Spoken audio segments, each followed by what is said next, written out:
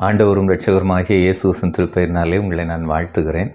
இன்றைய இறைவார்த்தை மூலமாக ஆண்டவருடைய வார்த்தை உங்களோடு கூட பகிர்ந்து கொள்வதிலே நான் மிகுந்த மகிழ்ச்சி அடைகிறேன். கர்த்தர் தாமே உங்களை ஆசீர்வதிப்பாராக. இன்றைய நாளுக்கான இறைவார்த்தை எபிரேயர் 10ஆம் அதிகாரம் 35ஆம் வசனம். உங்கள் தைரியத்தை விட்டு விடாதிருங்கள். இந்த ஆண்டவர் உங்களோடு கூட பேசுகிற காரியம் அதுதான். உங்களுடைய தைரியத்தை விட்டு விடாதீர்கள். ஏன் என்று சொன்னால், வாழ்க்கை என்பது எப்போதும் நாம் நினைத்தது போல நடப்பதில்லை. வாழ்க்கையில் சில நேரங்களில் எதிர்பாராத சூழ்நிலைகள் ஏற்பட்டுவிடும்.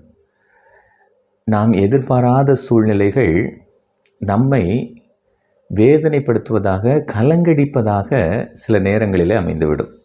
நல்லா போயிட்டுருக்கும் வாழ்க்கை. ஆனால் இப்படி ஒரு சம்பவம் நம்முடைய வாழ்க்கையில் நடக்கும் அப்படின்னு சொல்லி நம்ம எதிர்பார்த்துருக்கவே மாட்டோம். அந்த சம்பவம் நமக்கு ஒரு பெரிய பயத்தை ஏற்படுத்திவிடும். அது ஒரு தோல்வியாக இருக்கலாம், கடன் பிரச்சனையாக இருக்கலாம், வியாதியாக இருக்கலாம். ஏதோ ஒரு சூழ்நிலை நீங்கள் எதிர்பார்த்துருக்கவே மாட்டீங்க. ஆனால் இங்கே வேதம் சொல்லுகிறது, நீங்கள் தைரியமாக இருங்கள். அப்படின்னா என்னென்னா, அந்த சூழ்நிலையை பார்த்து நீங்கள் பயப்பட வேண்டாம். சூழ்நிலை பயமுறுத்தும், ஆனால் நீங்கள் பயப்படக்கூடாது. அதே நேரத்தில் தைரியமாக இருங்கள் என்று ஏன் சொல்கிறாருன்னு சொன்னால், அந்த சூழ்நிலையை நீங்கள் என்ன செய்யுங்கள்? எதிர்கொள்ளுங்கள்.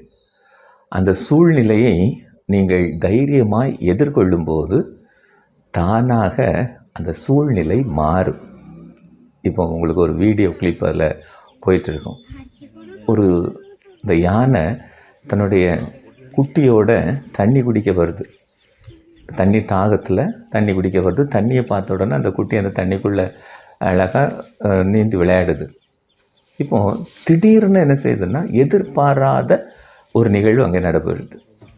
தண்ணிக்குள்ளேருந்து ஒரு முதல்ல சீறி வருது. இது எதிர்பாராதது. ஆனால் ஒரு போராட்டம் அங்கே நடைபெறுகிறது. போராட்டத்தின் முடிவில் ஒரு வெற்றி. யார் பிரச்சனை, என்ன பிரச்சனை வந்ததோ அந்த பிரச்சனை ஓடி போயிடுது. அமைதியாக இந்த யானை திரும்பி போகுது. இதுதான் வாழ்க்கை. நல்லா போயிட்டுருக்க வாழ்க்கையில் என்ன நடக்கும்னு தெரியாது. ஆனால் சூழல்கள் மாறும்போது அந்த சூழலை எதிர்கொள்ள கற்றுக்கொள்ள வேண்டும். சூழலை எதிர்கொள்ளும் போது வாழ்க்கை இன்பமாக இருக்கும். கர்த்தர் உங்களை ஆசீர்வதிப்பாராக. ஆமென்.